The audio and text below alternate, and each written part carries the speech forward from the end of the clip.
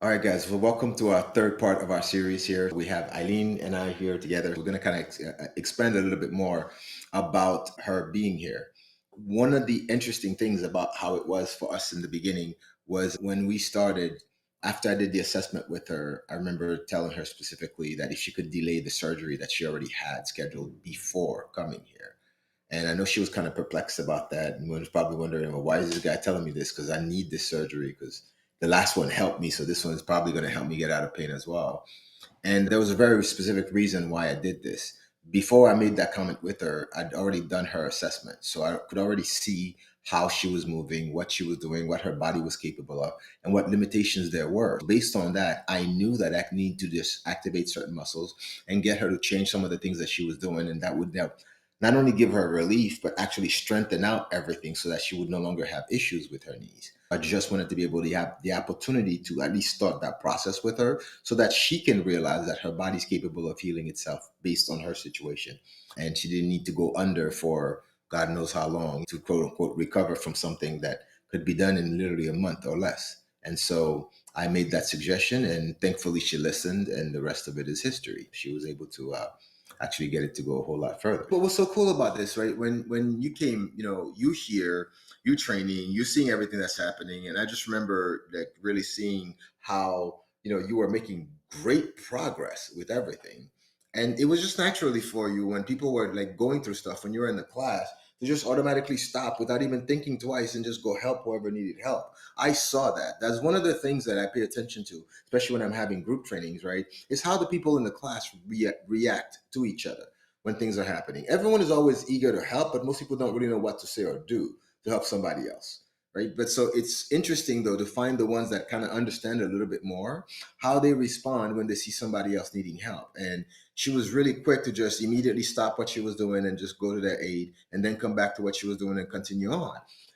I thought that was fantastic because it wasn't about I'm here, it's my workout, I don't care what anyone else is doing. It was really truly about the collective getting exactly what they came here for. So it was great that she would step in, whether she needed to or not, to be able to help. So that's something that I wanted to cultivate. I mean, she already had that desire to help others, and that was already innate in her. So it's just a question of bringing it out in a way where she could feel confident when she steps to someone that she actually knows what she's talking about, and it's not just based on her personal experience, but actually really having the knowledge to be able to see and understand what the dynamic is that's happening in someone's body and how she can like direct them to do something that they might not even thought of before. And it was great to see that happen. I mean, at least that's what I saw and that's what I understood. And that's what I kind of pushed, with her. But I don't know how you saw it. How was it for you when you were going through that? Did you see the same things that I saw, or was it just like, I would be working out, and once I felt like I got the move down packed, you can pick it out. It's funny how you can start seeing it in other people, like push the knee back, certain little right? things, you can see them now. So yeah, I would see them and I just had the urge to help the person and help them fix their movement. Yeah. So yeah, it just happened naturally, gradually, I think. Until one day I think you went out of town or something and we were in the backyard during the pandemic. Oh, yeah. And that was the first time I coached the class by Oh my myself. gosh, wow, that was what, 2020 sometime, right? Like, yeah, Right. during the pandemic. Yeah, there was something, and I can't remember what the emergency was, but I actually had to leave. And it's like, Eileen, I need you to take over and run the class. She was like, okay. And she did great, and the rest of it was kind of history. Well, but prior to that, though, so that people understand, it's not like I just threw her in kind of thing. One of the things that I've done over the years, and I've done this with several clients that have come through here, when people have a certain knack for wanting to learn more and wanting to do more, I'm always hosting or running certification courses for different things here, whether it be maces, kettlebells, body weight movements, animal flow, whatever. I mean, we have certification coming up in another few weeks. Actually, we have two different ones coming up in the next month. So there's constantly that happening. So I always make those available to my clients if they want to take them. And for two reasons. One is for them to improve their knowledge and understanding of those movements and the things that we do. So it'll help them get better. But also, the secondary thing with it is that if they ever have a desire or need to be able to coach or help others and do the same thing, they will actually have the basis that they need to be able to step in and do that. So whether they do it here or they want to go and do their own or go somewhere else, they'll have qualifications already there, because not only do they have the certifications and the pieces of paper that says that they can do it, they have an intrinsic amount of knowledge that they wouldn't get anywhere else because they've been here learning it, applying it, and doing it. So that was always important for me to do. And by then, she'd already done at least 2 or 3 certs, because she was always eager to learn. So, I mean, I was always like, here, we got this one and that one and that one. And she'd done that. So her stepping in and taking over the class wasn't a big deal. I knew that she had the knowledge for it and just wanted to see how she dealt under pressure, quote unquote. And well, rest is history. She's here now as a permanent member of the crew. So, yeah. Yeah. We seem like we're different, but I feel like I'm a lot like Lionel. Yeah, and same with Isaac. So so interesting, right? Like you are right in saying that there's a huge different dynamic between all of us, but there's also huge similarities between all of us that I think most people don't necessarily see. Because we spend so much time around each other. Like it is uncanny, like when you watch us together, to really truly see, like, over a long period of time, how very, very alike we are. But at the same token, you can clearly see the glaring differences with all of us. So I think when new people come here, they feel comfortable with any one of us that they meet right off the bat, because I think we all have that genuine quality about us. Because we're not here for any other fact that we actually love being here. I mean, this to me, there couldn't have been anything better for me. The ability to get up every day and show up here and to just be in a place where I can just be myself, my goofy, crazy, whatever, whoever version, I guess, of me, which is always about the same anyway, right? And that comes out, every time. I can be that without worrying about what anyone thinks or whatever. That's such a freeing and comforting thing. And so when I come here, I'm here because I want to, but they are here for the same exact reason. Yeah, I Because manifested this. yeah, I'm exactly where I want to be. So to have that ability to be able to come here and be that and be genuine. So when people come walking in here, they will naturally gravitate to any one of us because they feel comfortable with who we are and the energy that they see. But as they get to be around here for more than a day or so, they start seeing what the complete differences are between us, between the way we approach things, the way we say things, and the way we feel, and then naturally gravitate towards whoever it is that they fit better with.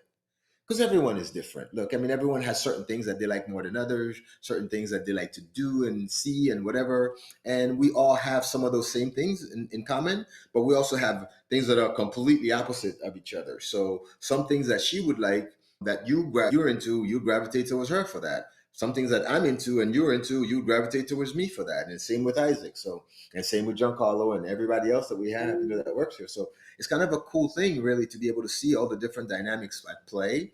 When you see us together, you're like, man, they're all the same. And then you really watch us together and you're like, no, they're really not. They're completely different from each other. But it's such a great thing. And I think it works really well, in helping us not only just get along with each other, but really also being able to see different perspectives and different ways of doing things.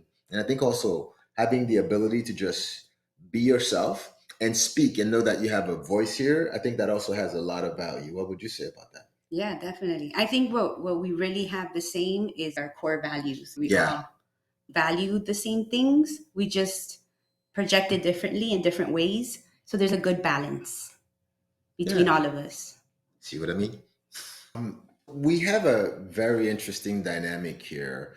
I think when I see people, I look beyond what I originally see, I guess, beyond the facade that they put up. What I mean by that is that everyone walks around with a mask on all day long, right? Especially when it comes to their bodies and where they're at, whether it's, if they're not where they want to be physically, if they're dealing with any other issues, if they're having any kind of pains or impingements, things that are like preventing them from living their life the way they would like to, whether it be a surgery that's needed or something is broken or they've had some neurological issues. I mean, the list is ridiculously long as far as the potential things that can make someone see themselves differently and try to present themselves other than how they really are. And I get that and I understand that. And I think what it is for me, when someone walks through those doors and I get to sit down with them, I get to start peeling off the layers and start finding out who the real person is. And I see them without the mask on. I see them with the real raw entity and what they could be. And I just simply provide the space, the support, and everything that they need to be able to just open up and let themselves be. And I think that freedom, giving them that opportunity, is quite freeing for most, because I don't think most people, when they come here, understand that this is a place where you can truly open up and be yourself. Because you hear that a lot, but you don't see that a lot.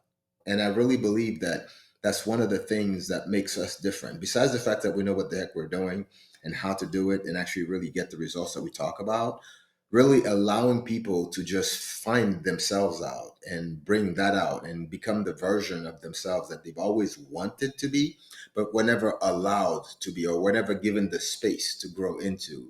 We really truly provide that for them. And I really think that that's one of the things that sets us apart completely from any and everyone that's out there. But I'm speaking from what I see. Having been one that's gone through that process, what would you say? You come here and it's just, you feel so comfortable.